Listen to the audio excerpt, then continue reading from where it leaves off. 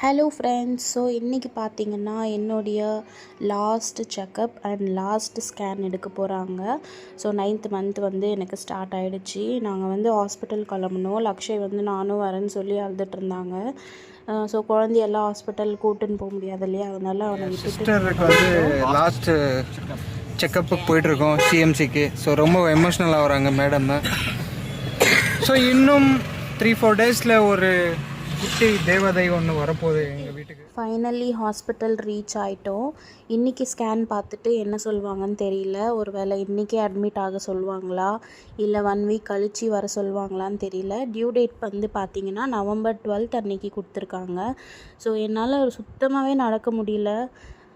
இங்கே வந்து பார்த்திங்கன்னா ஸ்கேனுக்காக நின்றுட்டுருந்தோம். ஸோ அவர் வந்து நான் நிற்கிறேன், நீ போய் உட்காருன்னு சொல்லி எல்லா ஸ்கேனுக்காக டோக்கன் வாங்கிட்டு இருந்தோம்.